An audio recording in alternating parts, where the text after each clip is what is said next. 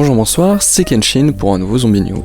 Alors, à l'ordre du jour, on a toujours et encore des rumeurs par rapport à Black Ops 4, est-ce que c'est le nom, est-ce que c'est pas le nom, par rapport à Mob of the Dead et le contenu qu'il y aura en fait sur Black Ops 4, les défis perso qu'on a sur World War 2, et un petit bout de Zelensky de ce que j'avais dit dans un précédent Zombie News.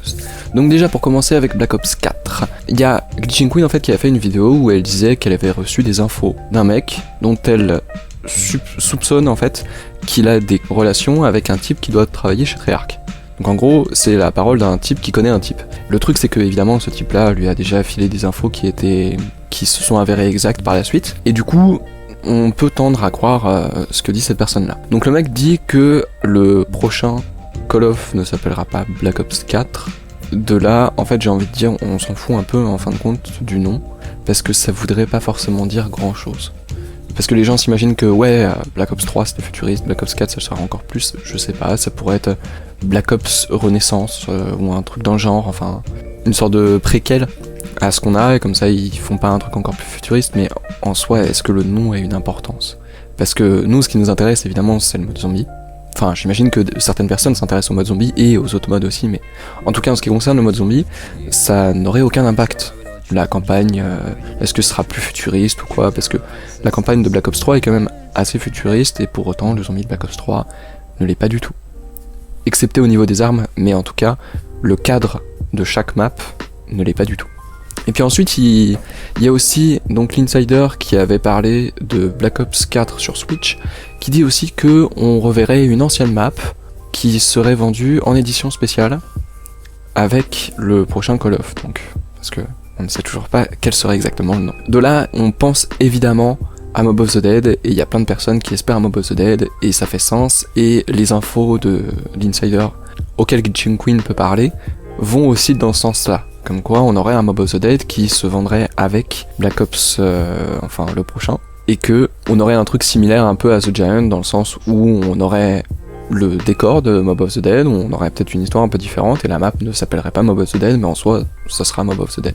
Et puis ensuite, il y a aussi un autre mec qui a contacté Glitching Queen et qui lui a filé des infos par rapport au DLC 4, donc parce que peut-être qu'ils le préparent déjà, je ne sais pas, mais le fait est qu'ils ont peut-être déjà prévu ce qu'ils allaient faire dans ce DLC 4, et apparemment, ce serait en fait un DLC qui serait dédié au mode zombie, où on aurait que des maps zombies, rip les joueurs multi. En tout cas pour les joueurs zombies ça peut que être bien, et on peut se dire ah ouais il y aurait que des nouvelles et tout, mais en fait ce serait un peu plus qu'une sorte de Zombie Chronicles, dans le sens où on aurait 6 maps, donc à savoir toutes les maps qu'on n'a pas eu dans Zombie Chronicles, mais qui sont dans les précédents opus, et une nouvelle map donc. Mais bon, ça, comme elle dit, c'est un autre mec qui l'a contacté, lui a jamais filé d'infos, donc c'est genre très grande supposition, et en réalité ça pourrait être juste un mec lambda qui arrive et qui fait ouais alors il y aura ça, et en fait on n'en sait rien, donc j'ai vraiment pas envie de vous générer de hype. Pour le moment, dites-vous que genre Glitching Queen a l'info, je voulais relayer, moi pour le moment je suis sûr de rien, et pour moi c'est une info bidon. Mais voilà, j'ai pas envie de vous laisser dans l'ombre, dans l'obscurité, au courant de rien. Alors ensuite pour World War 2, on a eu depuis un peu plus d'une semaine maintenant les challenges, en fait les défis pour débloquer les personnages, donc il y a 3 défis en fait par personnage, qui sont débloquables. Donc on pouvait pas les faire à la sortie de la map, mais maintenant on peut les faire une semaine après, enfin il y a eu une mise à jour une semaine après la sortie du DLC. Pourquoi? Je ne sais pas. Le fait est que tout ce qui a été dataminé n'est pas exact. Et même j'ai envie de dire, quasiment tout ce qui avait été dataminé est faux. Il y a 2-3 défis qui sont encore exacts, et c'est tout. Tous les autres, pour les défis, on a des trucs super énigmatiques. C'est-à-dire que quand vous débloquez les challenges pour le dernier Reich, ben vous aviez quelque chose de vraiment très explicite, quelque chose de très clair. Exemple, survivez 20 vagues sans ouvrir de porte dans le dernier Reich. Donc vous comprenez que c'est un défi à faire dans le dernier Reich, vous comprenez que vous l'avez obtenu, parce que c'est une phrase que vous débloquez que à partir du moment où vous avez débloqué le défi, vous comprenez que vous l'avez obtenu en faisant une first room, donc pendant 20 manches complètes, hein, à savoir qu'il faut atteindre la 21, et voilà. Mais par contre, quand vous allez en fait sur Rivage Obscur, pour la first room des 20 manches, en tout cas ce qu'on supposait être la first room, parce que, encore une fois, on comprend pas vraiment ce qu'elle raconte, ne libérez pas les ténèbres. Une fois que vous avez réussi à débloquer ce défi, vous avez juste décrit ne libérez pas les ténèbres. Comme je le disais dans le dernier Zombie News, ce que les mecs arrivent à dataminer, c'est juste le texte en fait, c'est juste par exemple les sous-titres, ou alors ce genre de machin. Les textes que vous avez pas, que vous voyez pas dans le jeu, tant que vous l'avez pas débloqué, eux ils arrivent à le récupérer. Mais c'est tout, ils arrivent pas à récupérer de code source. Mais juste avec ce texte, eh ben ils arrivaient à faire fuiter évidemment énormément d'informations. Par exemple, si jamais on a une cinématique qui a des sous-titres, et ben les mecs arrivent à récupérer les sous-titres de la cinématique et ensuite à les faire fuiter. Mais donc là, Sledgehammer est arrivé en fait avec une parade, en tout cas c'est comme ça que je le vois, qui est assez intéressante, parce que ils peuvent toujours récupérer ces lignes de texte, mais ça ne leur sert à rien.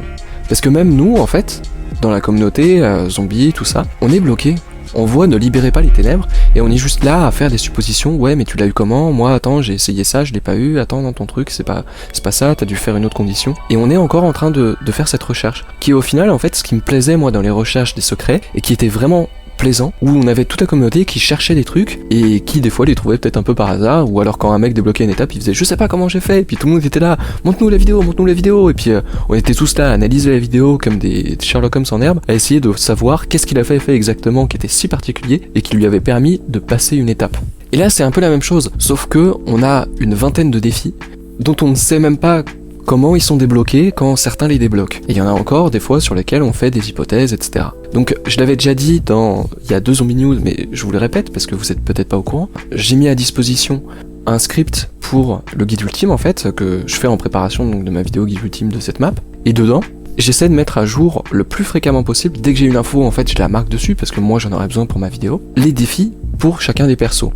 Et en plus de ça, je mets à côté, parce que je sais qu'il y en a plein du coup qui se basent dessus et qui essaient de faire les défis aussi, je mets à côté vérifier, si jamais les conditions ont été vérifiées, ou en tout cas que je pense que c'est sûr, même si des fois ça l'est pas vraiment et au final je change la mention. Je mets conditions à vérifier, si jamais moi j'ai pas pu le vérifier, ou alors que c'est pas sûr et que c'est juste une rumeur. Et puis ensuite je mets des points d'interrogation si jamais j'en ai strictement aucune idée. Et là des 18 en fait qu'on connaissait pas, il en reste 8 qui sont encore inconnus, donc il y a quasiment la moitié qui n'ont toujours pas été découverts, et c'est quand même assez intéressant. Même si derrière la récompense, je suis d'accord, est un peu risible, dans le sens où c'est juste des personnages, mais en plus de ça c'est des personnages qu'on avait déjà eu avec le dernier Reich, simplement là c'est juste le skin qui change. Il y a quand même 2 personnages pour moi qui sont un peu mystérieux et je ne sais pas du tout quels sont ces personnages. Mais voilà, ce qui est vraiment intéressant au final, c'est cette recherche. Et puis même, il y a certains challenges qui sont vraiment challengeants en fait. Par exemple, il y en a un, c'est au combat du boss, ne se prendre aucun dégât d'une attaque spéciale des boss.